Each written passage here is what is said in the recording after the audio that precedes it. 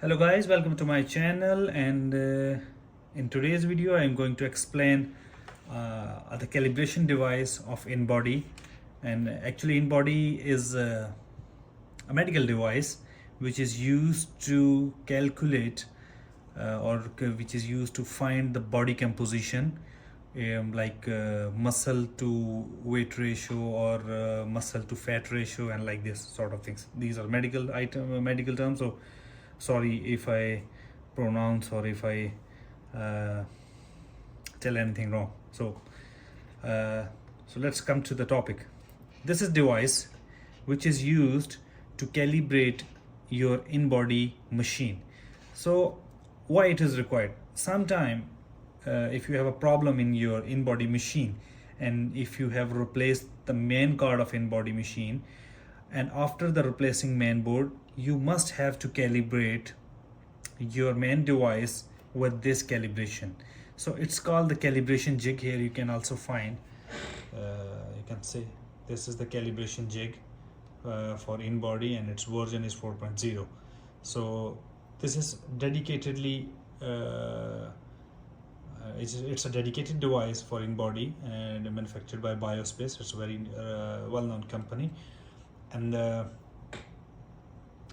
it can only be used with the InBody devices. So this is the means a dedicated device for InBody.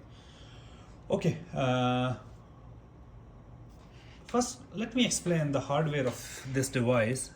So here you can see this is the microcontroller manufactured by Atmel 80 mega, the clock, so 7 segments display driver, 2 ICs for this, one for this 7 segment, one for this, and here you can find another IC. It's Cypex SP3232. So this is RS232 communication IC. So it's responsible to communicate the signal from microcontroller to your master device, like the InBody. And here we have the 3 transistors, so U1, U2, 3, U3, 4, and here we have another transistor, or it could be a voltage regulator. We will see it later. And these are the pretty simple things like the diode, and here they are the buttons. So this is the main card, and the other card here we have this is the resistance board. And actually in InBody, the main principle behind, or the working principle behind this machine is to calculate the impedance, which is measured through a voltage signal is passed through your body, and it calculates the impedance, and on the basis of impedance it tells you that what is the body composition. So here you can see, if you can see the structure, it's simple. If you have a electronics background, you can understand this. So this is the one structure, 1 2 3 4 and 5 devices in 1 2 3 4 and 5. It's another channel, so we can say this is the channel 1, this is channel 2, and this is channel 3.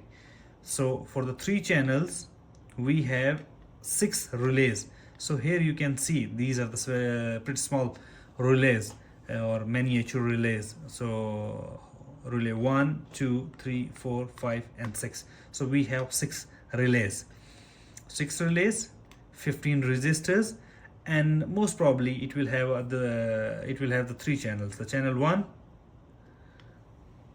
the channel 2, and the channel 3. So for these 3 channels we have 6 relays, and here you can see it's clearly written. There's the right arm, right leg, left leg, and left arm. So this is the complete structure. Now one of my friend asked me to troubleshoot this device because he was saying that it's not getting powered up. First we should power it up, and to power it up we have this RS232 communication port cable with the USB cable. So this side of the cable goes or connected with machine, and this side is connected. One side is connected. So this side is connected here with InBody, and the second side is connected with machine. So since we don't have machine here, and USB is used to power it up, and I check. First I tried to power it up through this USB, but I wasn't able to power it up because I diagnosed and I traced the wiring, and then I found that this is only connected with the positive, and the ground is coming through this. So once you connect these two all together with your device, then you will be able to power it up. So you can't directly put this device, this USB, either in your computer or either in your, here I have the USB. See, you can see this the device. So let me first power it, plug it here, and let me show you that this is not working. So let's do this.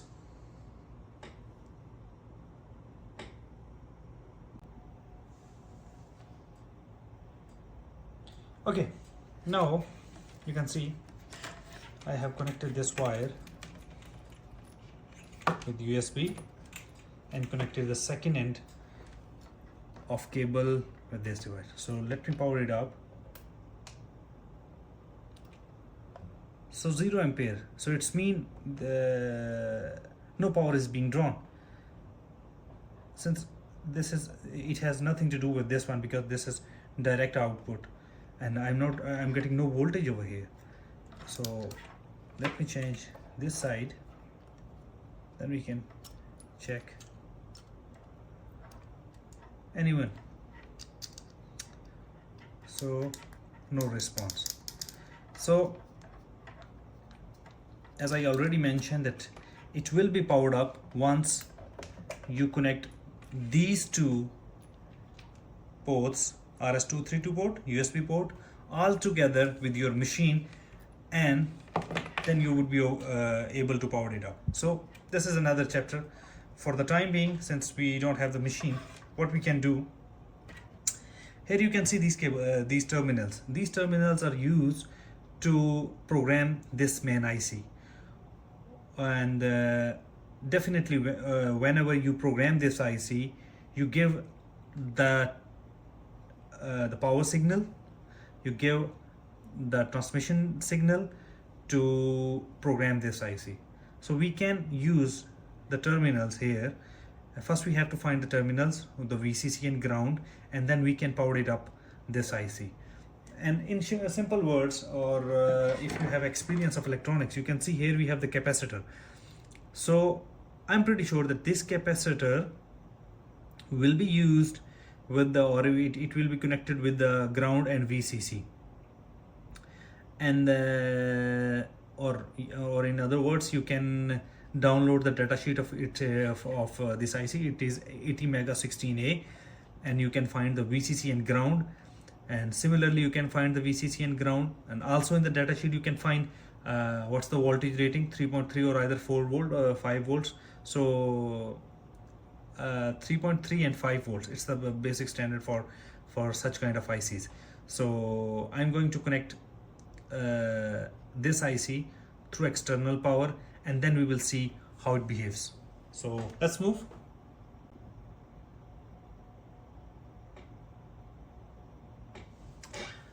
Okay, now I have connected my calibration jig with power. I have connected these two terminals. This upper terminal is positive and the second one is ground. So the lowermost connector is for ground, and the very next terminal with the uppermost, so the second last, is VCC. So VCC and ground, I have set 3.3 volt, 0.97 amperes or 1 ampere. Now I'm going to power it up. Here we go, and here you can see So this is I guess the normal behavior of this. Now let me press this button. So here you can see this is A1. Actually it's not A1, it is R1. So which means the resistor 1. So again we heard the latching sound of relay, which is getting, it's switching. It's A2, A3, and again in the zero starting mode. So starting mode, R1, resistance 1, resistance 2, sorry, resistance 3, R1,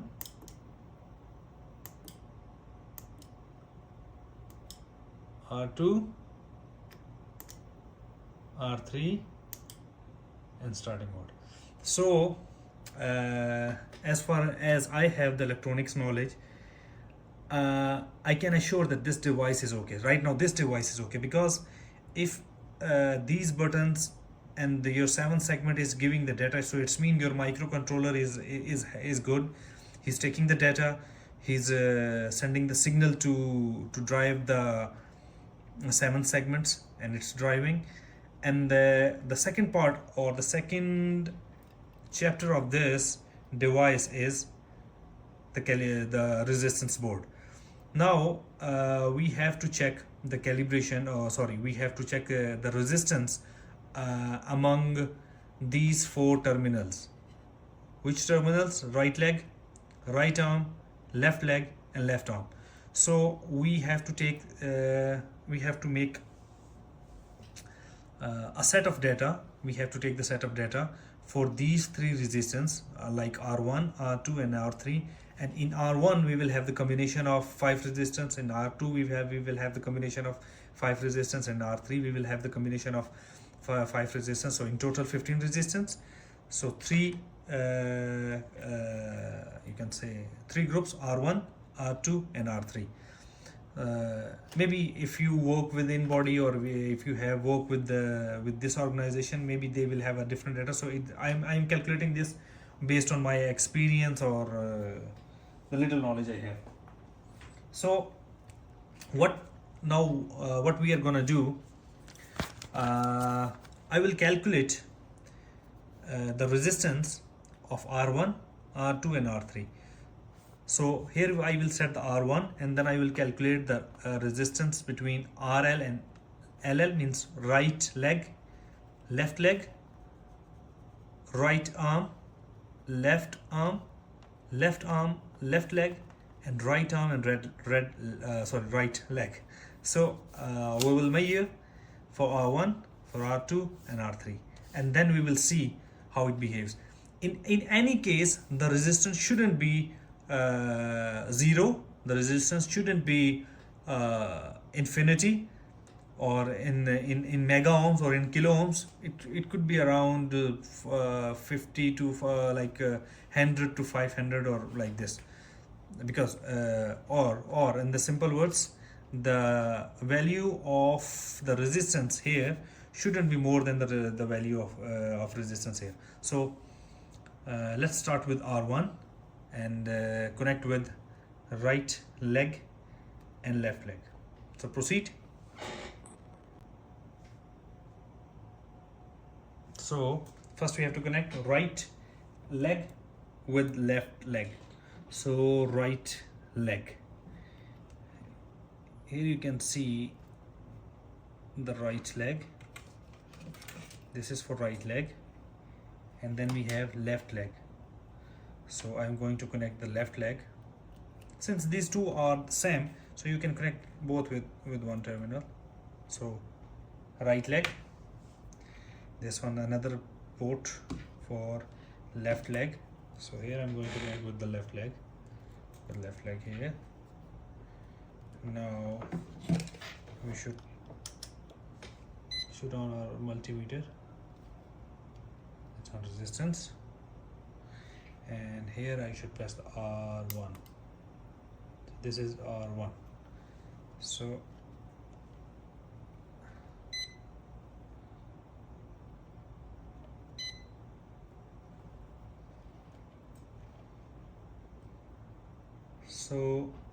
right leg and left leg we are not getting any data. So first let me confirm that either we have to verify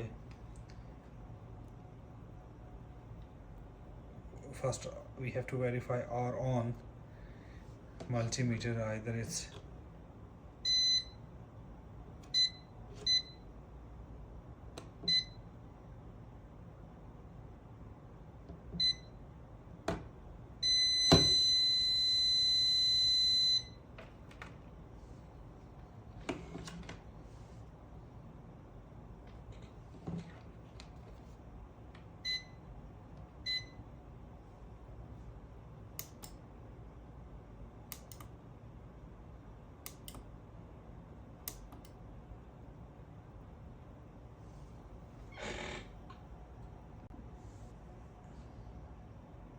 okay. Now I have connected my these two terminals, right leg, left leg, with multimeter.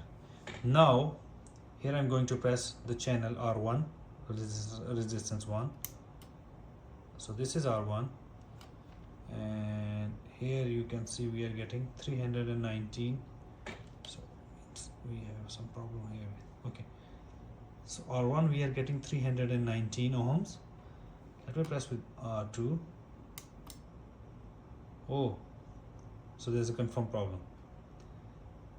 We are getting infinity. We will repeat this. First measure R3, same for R3. Again reading position, and R1. Yes, R1 we are getting data for R1. No response from R2 and no response from R3.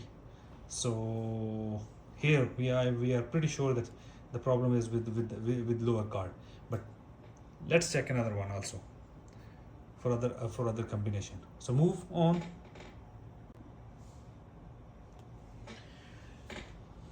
Since we had measured right leg, left leg for channel R1, for R2 same value is 0, and for R3 same value is 0. So now right arm, left arm for R1, for R2, and for R3. So let's proceed.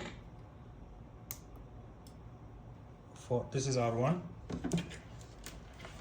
and our reading is 400. Now for R2, same, no response from R2, and similarly no response from R3. So 400 for R1, for R2 0 means infinity, and for R3 similarly infinity. So right now we are confirmed that the problem is with R2 and R3. So here we can go for the infinity, then here you also go for infinity. And since the problem is confirmed, now what we have to do, we are going to diagnose the problem here. We will check the resistance, and here you can see we have a lot of resistance. So we will measure the resistance of each resistor, and if we found anything bad, then we will replace this and we will proceed. So let's move further. Okay, now I have resoldered this card and replaced these two relays, and here now the situation is this is A3 and the value of A3 is 940. So let me change it to A1 372, so sorry 74. I'm going to shift to A2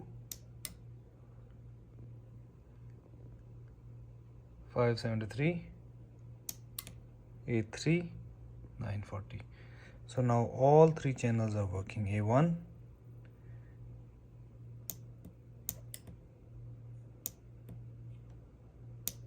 A1, here you can see A2, and A3. So here we have A3. So now my all resistor channels, 3 resistor channels are working fine. So we have fixed this, and we will check this jig in field with the InBody, and then we will proceed further.